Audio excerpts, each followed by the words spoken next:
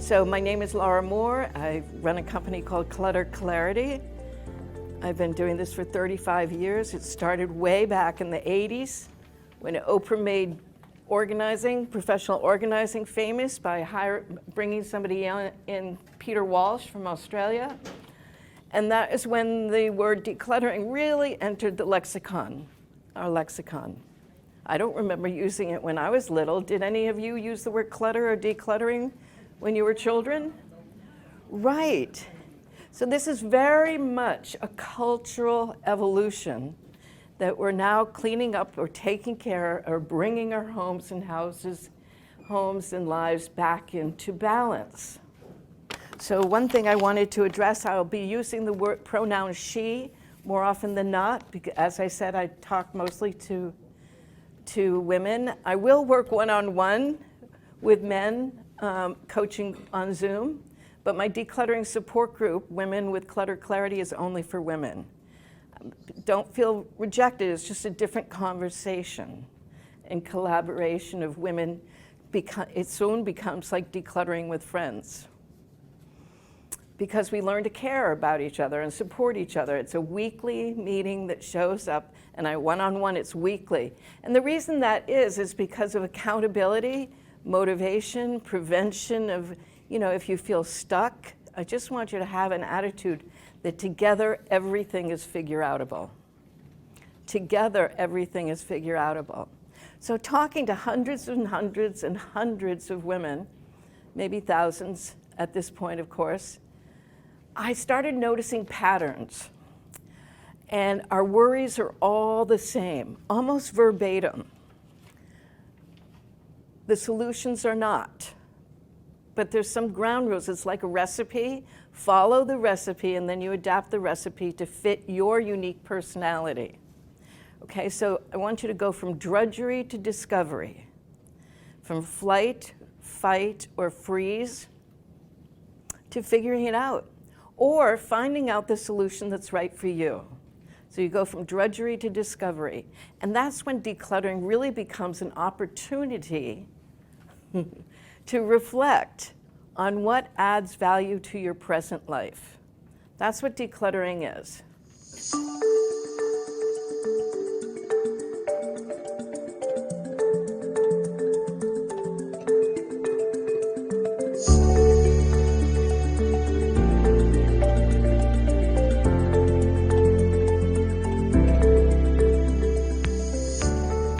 So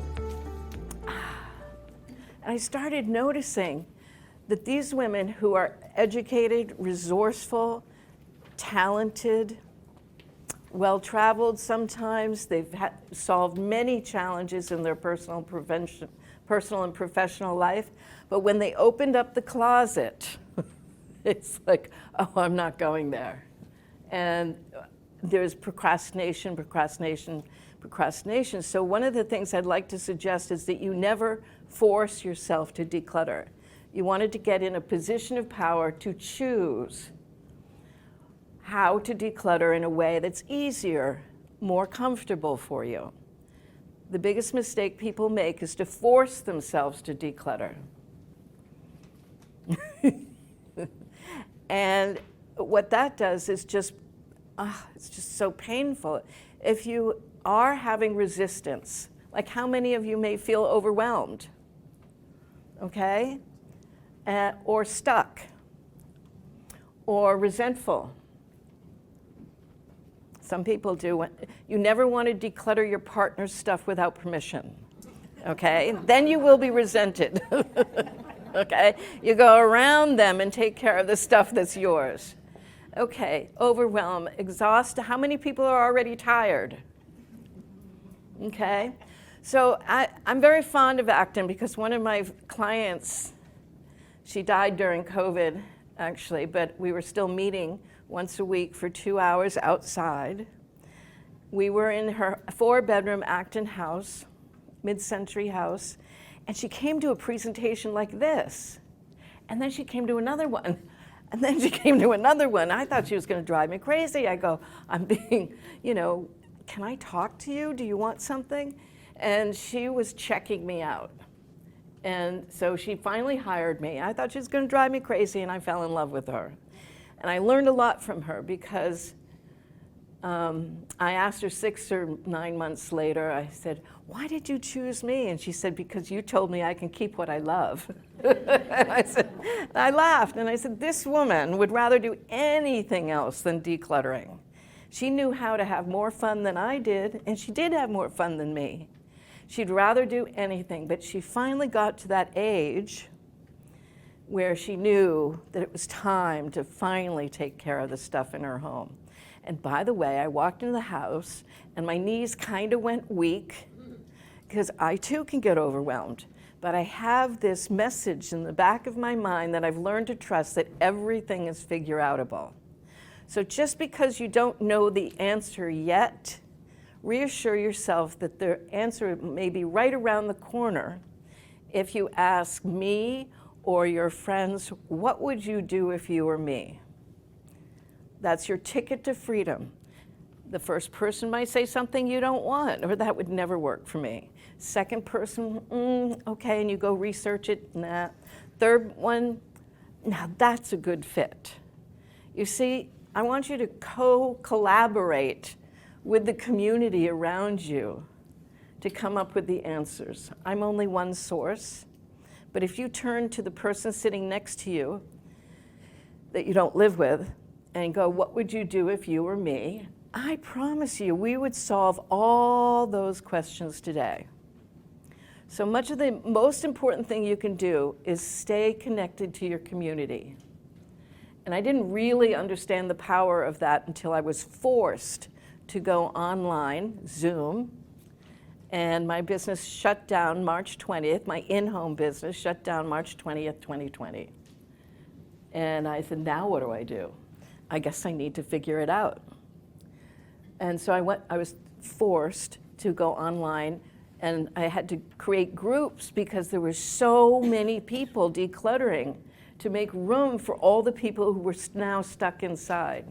So the groups turned out to be a wonderful thing because A, they're very affordable, B, they're very community-based, C, they help you stay motivated and accountable. So the number one thing that causes people pain is to stay isolated in this. Shame and embarrassment is the number one barrier to decluttering or asking for help. And I just want to let you know, we never declutter alone. You may lead, you may take the decisions, but we need this whole community of people and resources have developed around us. You know, the thrift stores and the recycling centers and household goods and my service and other estate planners and attorneys and young men with muscles and trucks. So please know that everything is figure-outable if you connect, stay connected and engaged, okay, and not hide out. There's nothing, when I go into people's homes, they're a little embarrassed, but then I tell them, I'm really kind of like you. I have stuff I have to pick up after myself. I just had learned how to do this work without getting upset. Can you do the work without the upset? And I just want you to know that with practice and learning a few skills, you don't need brain surgery, you just need to learn a few skills about how to get ready properly so that you can just show up and take care. How many of you have already moved out of your large house and are now in a 2-bedroom? So are all of you planning to move or staying at home? How many are planning on moving? Okay. And how, in a year, 2 years, 3 years? When a CCRC accepts you? Okay, there's a 3-year waiting list now for CCRCs. What's CCRC? Pardon me? Oh, Continued Care Retirement Community. Where's that? Where? Yes. Household, Newbury Court, Carlton Willard, LaSalle Village, all of those. Okay, so now would be good because one thing that people feel is trapped by their age, their health, their stuff, okay? And it only gets harder if you wait. So the trick is to learn how to do the work with relative ease. Never force yourself to declutter if you're already upset. Okay, you deal with the upset first, then you declutter. You understand? You first, stuff second. So there's 3 skills besides stuff management you'll see on the handout. Relationship skills, time management skills, and emotional management skills are the 3 prerequisites. And I realized that these incredibly capable, resourceful women from all different walks of life are trying to declutter without knowing how to take care of themselves while they're doing work. And they were causing self-exhaustion, overwhelm. I said, oh, it's not about this stuff at all. It's about how to take good care of yourselves while you're doing the work. Okay, so this woman in Acton, she was extraordinary. The house looked like a hoarded household. Not as bad as you see on the TV, but every single room was full with piles of stuff, except, well, even her bedroom. Every single room, and her 3 children had stopped staying overnight. They'll come for dinner and leave. Okay, so this bothered her. So you need to be attached to your motivation. Like, why are you even bothering to declutter now or downsize? Some people feel it's their responsibility. Some people feel like they're guilty. Some people don't want to be a burden to their children. And this woman, she taught me that you can have a very, very full, messy house, but it doesn't make you a hoarder. So please refer to yourself and your friends as maybe an excessive accumulator, a little bit of a shopper, a collector, a pack rat. Okay, but hoarding is a mental illness that even I don't work with hoarders except if they're cooperative. That means they basically follow directions pretty well. So take care of you first, stuff second. Now, if you look at it, there's 5 ways. Oh, let me finish the story about Acton woman. So it was so amazing.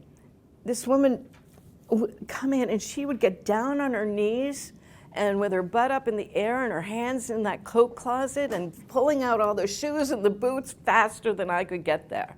So she was still able-bodied, at least at the beginning, and what I needed to do was slow her down. So you never want to attack your stuff.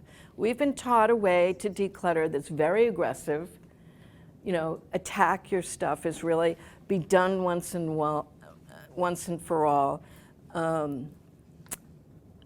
Get rid of your stuff. I want you to do the work with respect. Respect for the stuff, respect for your history, and more than anything, respect for yourself. When we go through the stuff, you go into the stuff to decide what is clutter and what it's not. And before you leave today, I'll hand out another handout about the 4 criteria on how to decide what clutter is and what it's not. Okay, but do you understand how you can have a messy home with very little clutter? Or you can have a perfectly organized room and 90% of it could be clutter. That happens after a death often.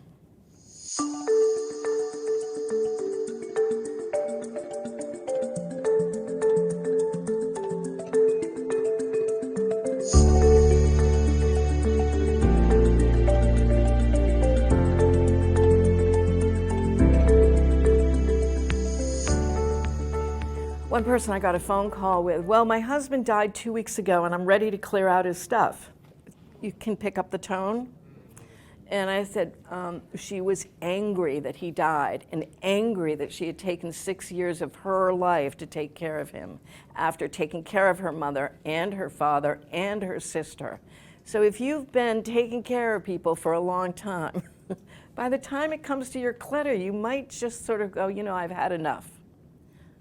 Okay, and that needs to be respected.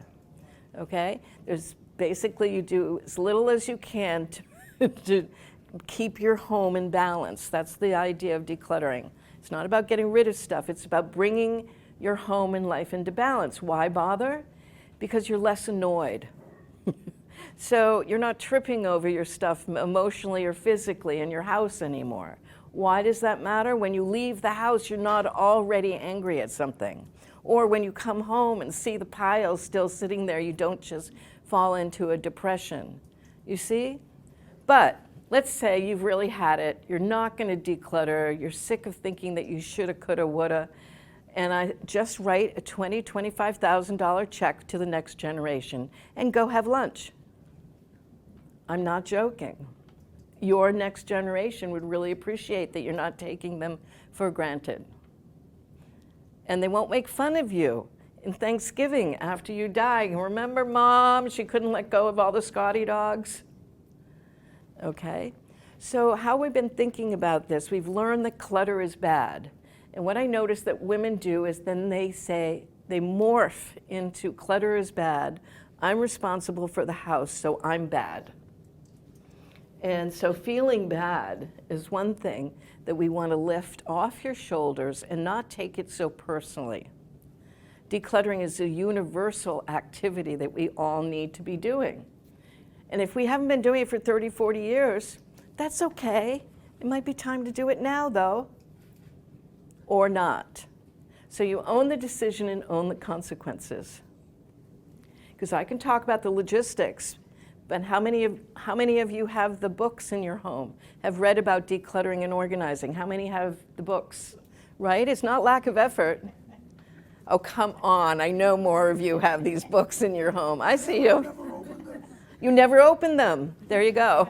Yay, that was very honest of you. That's true. You read the first chapter or so and you put it on the shelf.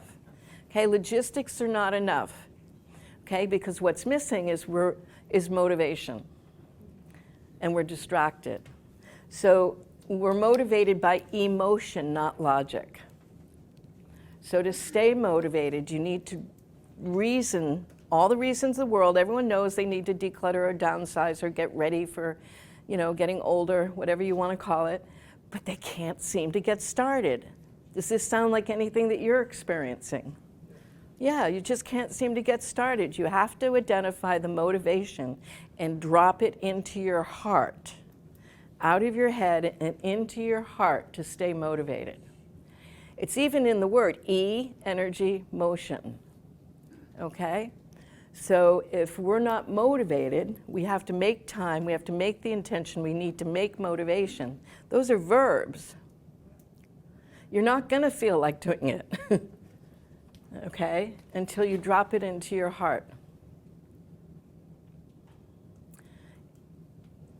The number one mistake people make is to do too much, too hard, too fast, and too short of a time. Okay, we've been taught to, okay, you roll up your sleeves and you throw yourself into the basement or wherever, and you work for the day. And what this does is cause exhaustion or overwhelm. Or you look around and you go, is that all I did? And you then make pictures of the future and go, I'll never get through this if it's going to take this long. Okay, so you need to actually slow down and do it in little bits regularly through time for a year or two, every week, 2 to 3 hours a week. And you'll get through it in a year or two. This is a good thing. You don't want to knock yourself, he's smiling, he's going, I don't think so.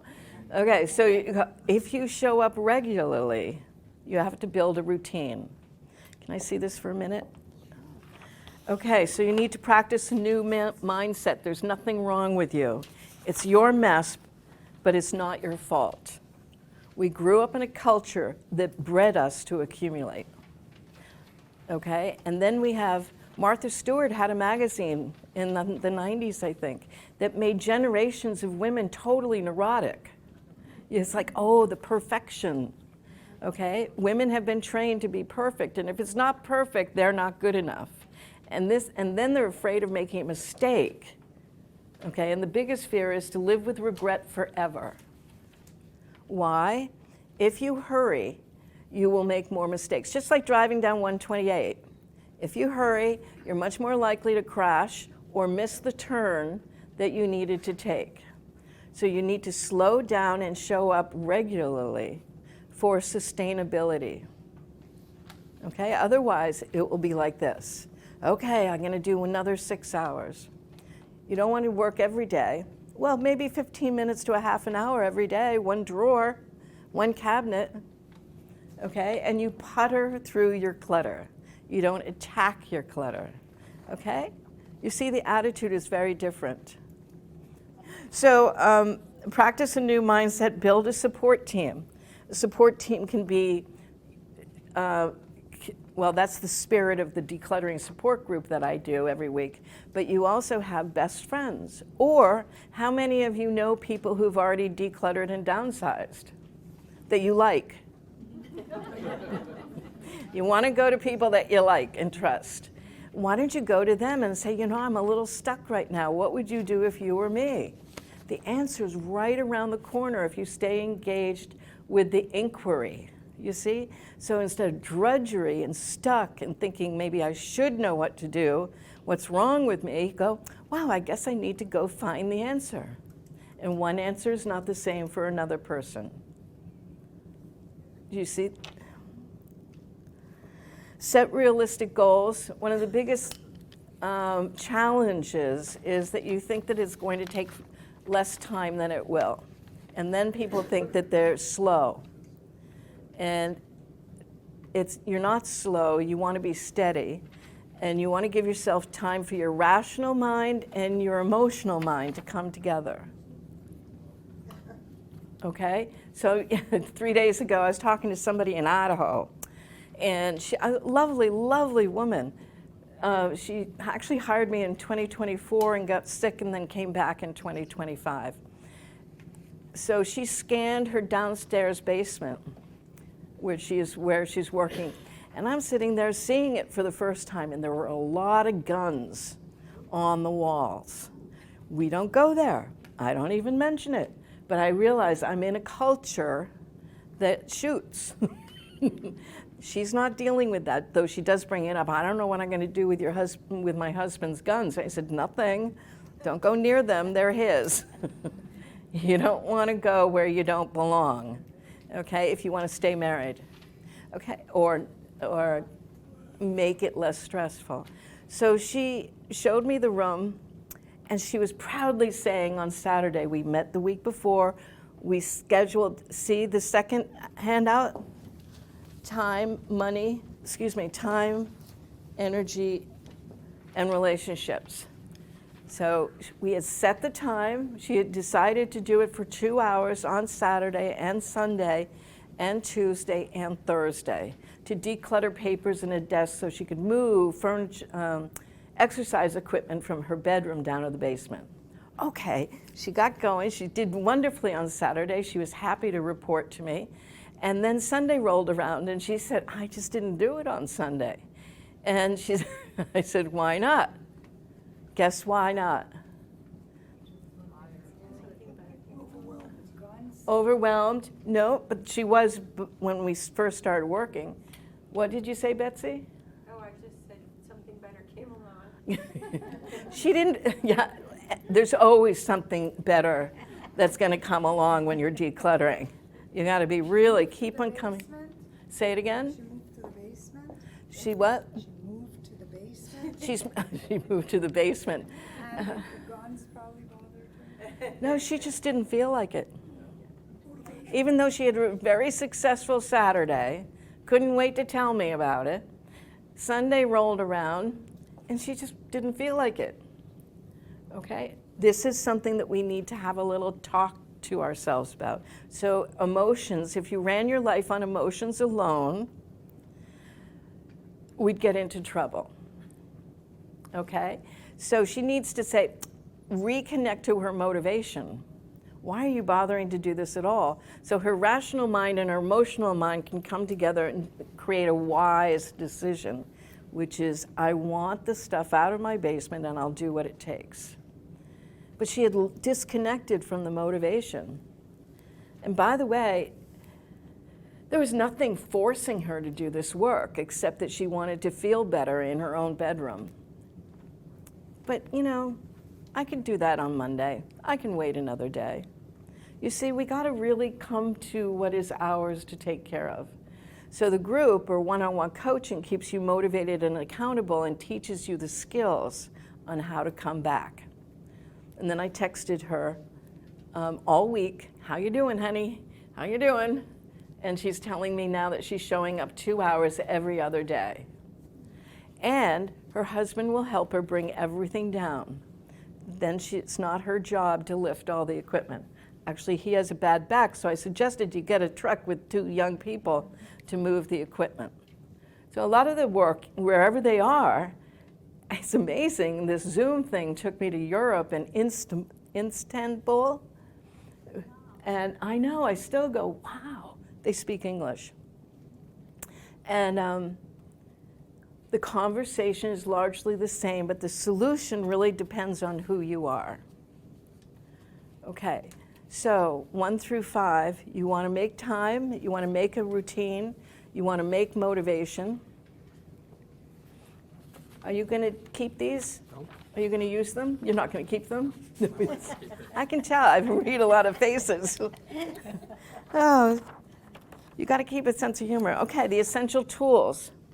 You want a notebook, not just your cell phone. You want a notebook with the date at the top and the day and the date. And then you have a running list of decluttering projects. Okay? And you want a calendar. One that has hours in it, not just the one that's on the wall with months and days, but with actual hours. And then time management, good time management is great stress management. Instead of wondering, how am I going to get it all done? You spill it out of your head, onto paper, into your calendar, into your life. But the attitude is, oh, time management, how boring is that? It's like one more thing I have to do. We call it time finesse. And with the attitude, and this is true, with the attitude of time management is as creative as choreographing a dance. You're literally telling people or telling yourself when to show up, on what day, what hour, okay, and who's going to twirl you up in the air.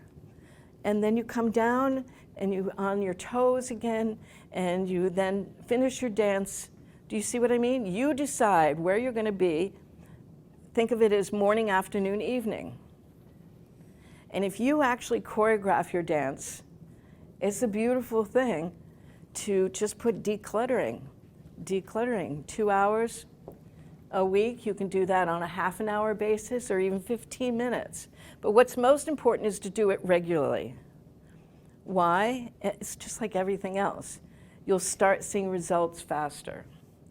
But you don't want to start, if you're already resisting, I don't want to, can't make me, is something I run into a lot, even when they hire me. It's like, okay, here we go. Okay, I'll go sit over here. You let me know when you want to start. I never fight with my clients. I go, now would be good, but I don't fight with them because they're used to the fight. Okay, so you go, okay, let me know when you're ready, or I'll help you when you want to show up. And they'll sit there sometimes. Now, these are reasonable women. These are reasonably highly educated, accomplished women, and they're still having trouble getting started. So the whole point is, how do you make it easier? And having a team of support really matters. We never do this work by ourselves. That's where we get into trouble. Like somebody called me and said, I want an estate planner, a estate sale person. And I was going to refer them to somebody, but when I learned more about them, it was the wrong person.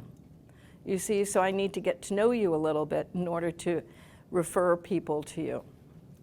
Okay, so you need a clock. You need that timer. I'd like you to put a timer on every 30 minutes or an hour, because we're so drilled into getting stuff done that we work way past the point where our body's been already telling us that we're tired and we need to take a break. but we push harder and harder in order to get it done. Why this is a problem is it takes longer to recover. And then your poor little mind is going, I don't want to do that again. And think of overwhelm as protection, okay? Protection, you're not ready to do the work yet.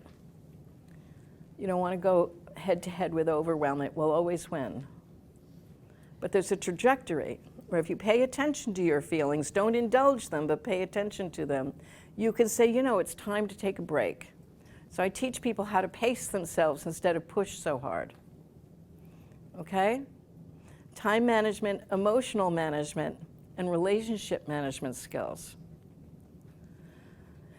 How to negotiate instead of nag. How to ask for help without defending or justifying yourself. I was just on the group. Somebody said, oh, it never occurred to me to ask for help from the attorney, because she has a belief that she thinks she should already know the answers. Okay, she's now has an appointment with the attorney. She did 9/10 of the work, and now she's going to the attorney to check the things she doesn't know. See, connected to your community instead of thinking you should know how to do this. It's incredibly emotionally complex, but it can be very liberating. Right? Yes. Yeah. Yeah, you know what I was hoping for is how to pick, you've got this mess. How do you pick your own criteria for what to get rid of all the stuff? And let me give you a really simple example. Clothes. Okay. You know, if I haven't worn something for 2 years, maybe it's time to get rid of it. If it doesn't fit anymore, Right. get rid of it. You know, so I was hoping for the criteria. Yeah, that kind of Okay, advice. well, you're right on target here, because I knew that would come up, as it needs to. I think we copied enough. Actually, why don't I give this to you first, and it will answer your question. Okay, so you need 4 criteria to decide what is clutter and what is not.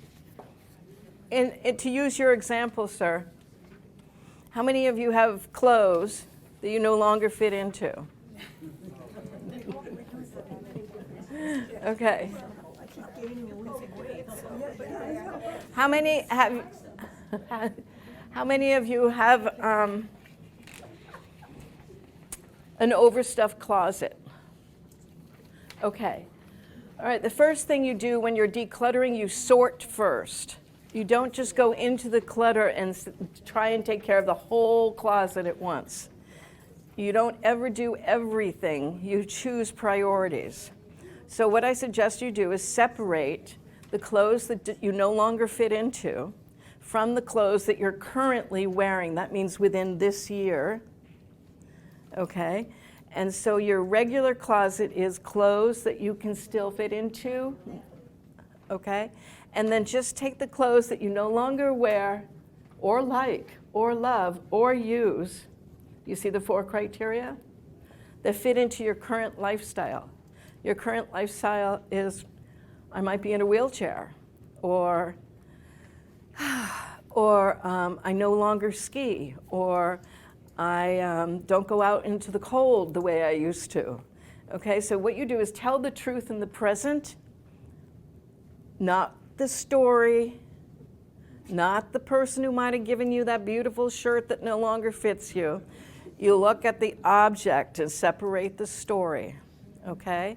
And you go, what is true for me now? Love, use, space, lifestyle. But the first thing is separate the clothes that no longer fit you or that you don't even like that much and just put them in another closet, or put them in a bag and put it to the side for a month and then donate them. Don't even go through that. Just sort for what you love and use now, this year. Does that help? Oh, hold on, sure. Then you go, then you at least have cut down half of the clothes that you don't have to put in your face every morning when you're dressing. So why you sort first is because it makes you feel better, because you go from everything to, well, this is good, I can handle this. How you feel matters. What's the problem? Once you don't see it anymore, then let's say 5 years down the road, you dig it out, you can't even take it to a consignment store, it's totally out of stock. Oh, okay, so what is your And the question? material What's has- the I'm just problem? saying, out of sight, out of mind may not be Okay. the solution. Out of sight, out of mind is what's called clutter blind. You no longer even see it, you know, what somebody else would see. That's clutter blind. That is, you're at the tipping point where your brain is smart enough not to see it anymore because it upsets you. Okay, so you stop seeing it the way other people see it. Let the people that you're donating to, no rips, no stains, no, you know, but donate clothes that you can wear, somebody could wear again, okay? It's not our job to go through everything and decide in the universe what will people want. That goes to a thrift store or Salvation Army or Goodwill or thrifters or savers, and they decide. So they're part of your team of support. Your job is to get the stuff out of your house and to take care of yourself emotionally while you do it. Okay, so the work is sequential. Sort first, declutter one category at a time. So you have your closet, then you go, well, I'm going to start with long pants, or I'm going to start with winter pants, or I'm going to start with my sweaters. So you build it, you break it down. It's called diminish the project until you go to the point where I can do that. But you never want to look at everything that needs to be dealt with at once. That just flattens us. That flattens me. So the feelings that you're having about decluttering are not about decluttering. It's about how to manage a project sustainably through time that really does require your attention. And there's lots of ways to do it to make the work smaller. Does this answer your question? Okay, great. What would you like? This may be later on in the talk, but this part of it is good. Clothes or paints or punch bowls that everybody seems to have with 12 cups on them. Those punch bowls. The thing that really seems stopping is where to get it to after. Okay. That seems overwhelming when I. Well, what you need to do is sit down and think it through. You want to do more thinking, less doing. Okay, so this is your community. You figure out who takes household goods. By the way, you could have brought that punch bowl today, and we could give it to household goods. Let me know where you live. I'll come pick it up for you. Okay, so you build a team of support, like where are you going to take your stuff? Ahead of time. Like where are you going to take your clothes? Really, let them decide whether it's sellable or donatable, but you cannot believe what people need, what we can afford to give away. So don't try and control the destiny of the clothes. It will go to a good enough home, okay, just simply because somebody picked it up and said, you know, I could use this. And they might be silly, they might have tons of clutter in their house. But they pick it up and take it to their home and it's off your shoulders. Yeah. I bought a punch bowl once We're on the punch bowl again. for one party, and it stayed in my garage for years and years and years. And I put it on free cycle. It went in one day. That's right. So do you know about Free Cycle and Facebook Marketplace? Okay. Or you can have a yard sale. Yard sales take about 5 days out of your life. And then 2 days at least to recover. And again, when you do a yard sale, make sure you have young men with muscles and a truck, because anything that doesn't sell, then you can put it on the truck and off to Savers it goes. You see, you do not want to bring the stuff back into your home.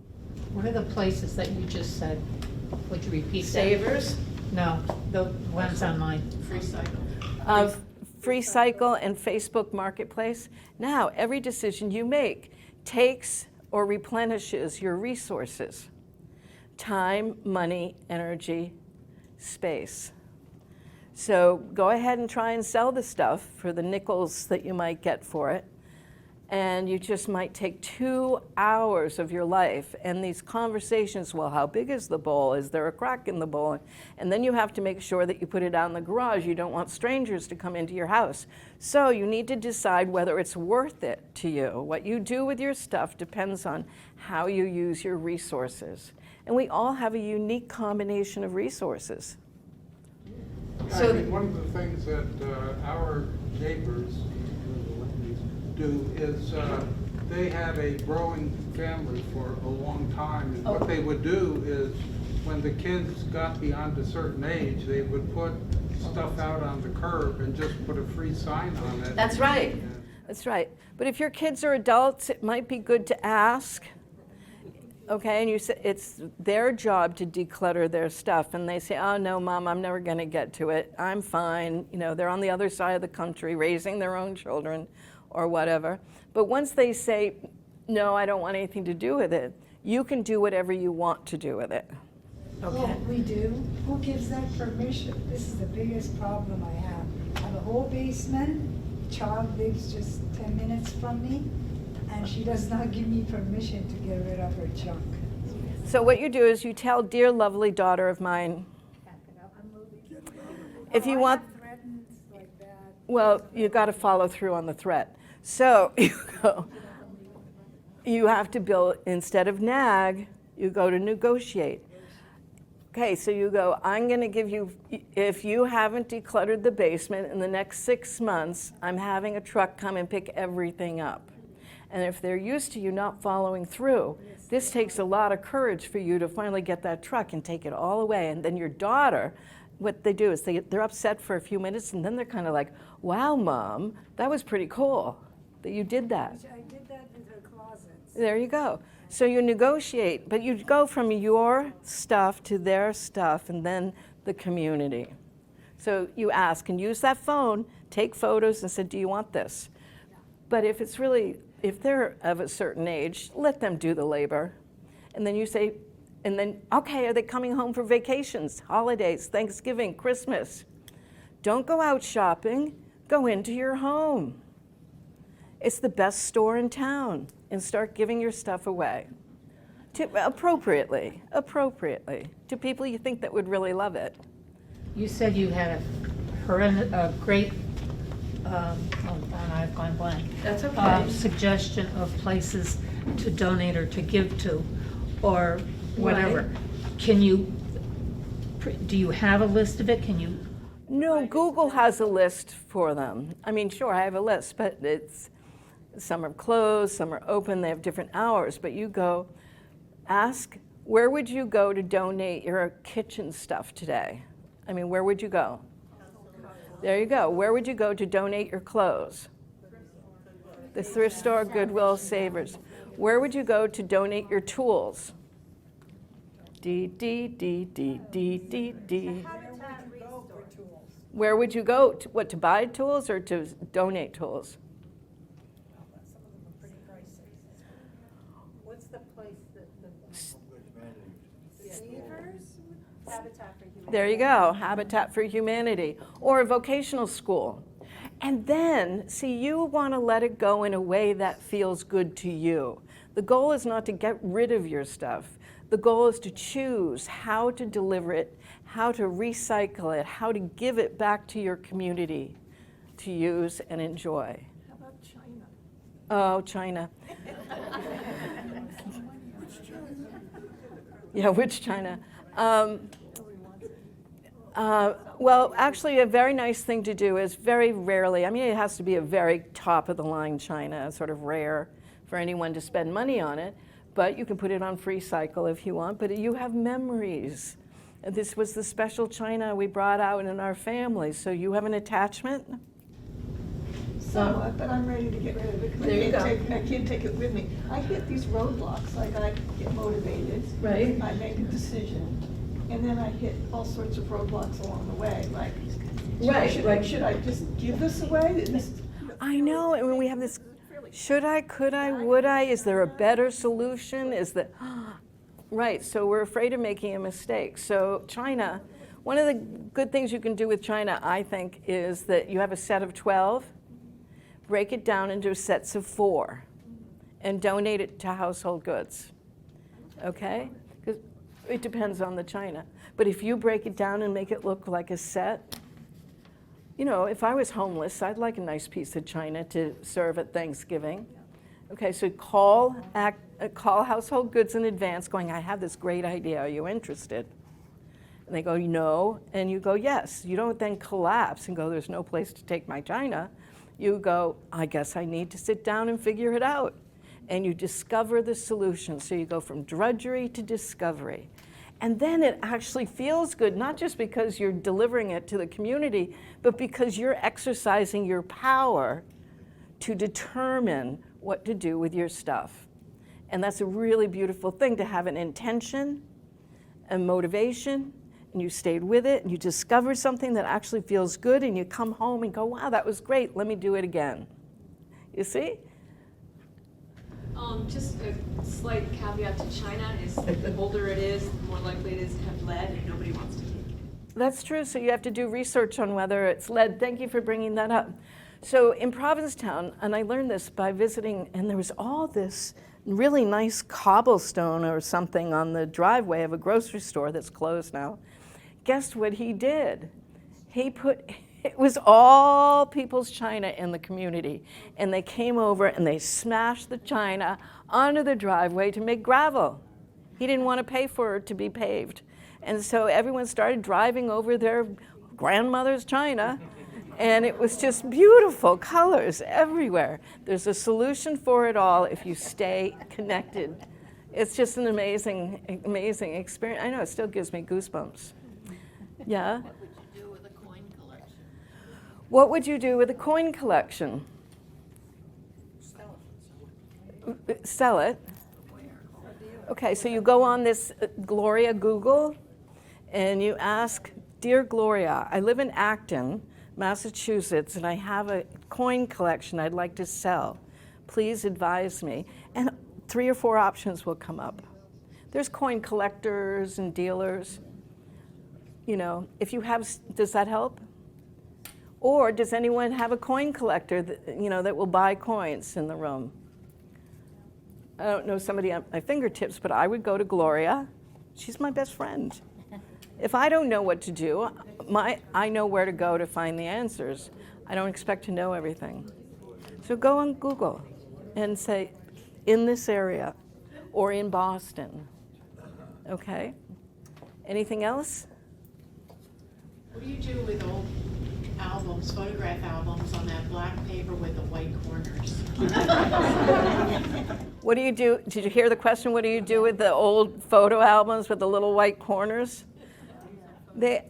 I know, I still look at those and I still have a little bit of a sentimental, attachment. Oh, I remember looking at these photos with my mother.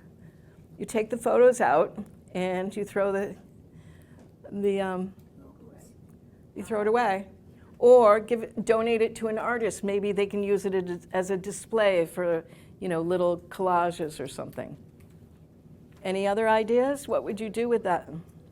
Genealogy in the family. I have a niece that she wanted all the photographs she could get her hands on. Her question is about the actual The binder. pictures. You talking about the album or the pictures? No, the album. Oh. But I have a friend who moved. Before they moved, her husband took all their pictures and made books of each year. So what you could do is take those photos and make a book out of it. Well, yes, she's not asking about the photos, though. She's asking about what do you do with those books that held the photos. So, it's your time and energy, your space. I'd like to turn it into a tape, some sort of tape that I can distribute to other members of the family. A tape? The pictures. Oh, the pictures. Okay, so a lot of people are dealing with pictures. So before you take them to part of your community is have services that actually make those books for you. But before you do it, you still have to declutter the photos. Okay, so I don't have a problem with that part. right, good for you. That's great. Okay, so I'll tell you briefly a story. We only have a couple more minutes, but I can stay here as long as you want. I intentionally don't schedule anything after these events because I might be a little tired. But I'm feeling energized by your questions. It's incredibly powerful work to bring your home and life into balance, but not if you feel motivated. If you're not motivated, not if you're kind of a little tired. Not. We have a swap shop in town. Right, swap shop. We bring stuff, Every town should but have then them. they take out back too. They take stuff. It's not. Well, yes, there's a point where, actually, okay, I just worked with somebody online in the group. She had a collection of cups. She had a she loved cups, teacups. And so she said, what am I gonna do? And I said, well, you start by sorting the ones that you love from the ones you don't love. Then you decide what you're going to do with the ones you don't love. And you put the other ones back into the cabinet. Right, take them to Provincetown. So then this beautiful thing, she said, but I love cups. Okay, it's kind of like I love books. The truth of the matter, we don't love all books the same, but we glob them together in our mind. But when you look closely at books, somebody said, oh, I've already done my books. And I said, not with me. And it was amazing. And all the books went to a family of hers that the house had burned down, they lost everything. And so we have a destination place for everything that's coming out of her house is going to this family, including the books. So if you want to really be of service, find somebody whose house just burned down, or a woman who just got beat up and kicked out of her house, or, there's so many people who need what we can afford to give away. So somebody said, I hope there's somebody out there who will want this. And I said, there's 300 million people in United States. I'm sure we'll be able to find somebody. So you have to have a mindset that somebody will want your stuff. You're not getting rid of it, you're re-gifting it back to community. You see, how you think about it makes you feel better. If you feel better, then you can do the work and stay motivated. And it's so great. So the idea, though, is if you want to be doing this, do it regularly, weekly, ongoing. If you can't get started, just do 15 minutes every day or 15 minutes every other day. Why? Because you're teaching your brain to show up regularly in a way that doesn't stress you out, and you start saying, oh, this isn't as hard as I thought. And then you put the stuff in the car, and then you actually take it to where it belongs, or you hire somebody to take it. You see? If you have sons or daughters, bring them into the equation if they're nearby, or leave them alone because they're so stressed out already. I have a question about recycling, because Recycling? we recently had all our VHS tapes digitized, which were family movies, whatever. And then what do you do now with all those VHS? All those videos? What do you do with all the VHSs after you transfer everything over to a DVD? I want to recycle them properly. Well, then you go to your town and say, how can I let go of these VHSs in a way that doesn't pollute the earth? So you don't want to do it aggressively. You need to sit down and pick up the phone or go onto Google. You see, there's an answer for it all. Okay, I'm happy to stay here for a little bit longer, but do you see the creativity? It's your mess, but not your fault. We grew up in a culture that taught us to accumulate, and it's now time to put our toys away, basically. So in the beginning, I wanted you to really understand how you feel matters. You don't want to indulge your feelings, but you want to include them as feedback of how to get ready to do this work. And if you're really resisting, please feel free to give me a call. Maybe I'll just have one session with you, and we say, find out what's getting in the way of doing the work. Because it doesn't have to be so hard. It can be really liberating. So 35 years, I started seeing patterns. All the worries are the same. Everyone in my group, the best thing they see in the group is, oh, I'm not alone. I'm not the only one. Okay, this really helps. And you see patterns. The solutions are different. Clutter is only the result of decisions that we made 5, 10, 15, 20, 50, 70 years ago. okay? And our grandparents taught us, I might need this someday. The Depression was nearly 100 years ago. That's a very good belief to have when you're going through a depression. It's not necessarily appropriate today. If it's $20 or $25, give it away, donate it, okay? If you need it in the future, you can afford to get it another one. The goal is to get the stuff out of the house in a way that feels good to you. How you feel matters. Do not override your feelings because you'll crash and burn. So thank you very much, and I'd be happy to answer your individual questions. Please give me your email, and I'll send you a copy of Paper Clarity, and thank you so much. You're a wonderful audience. Bye. Bye.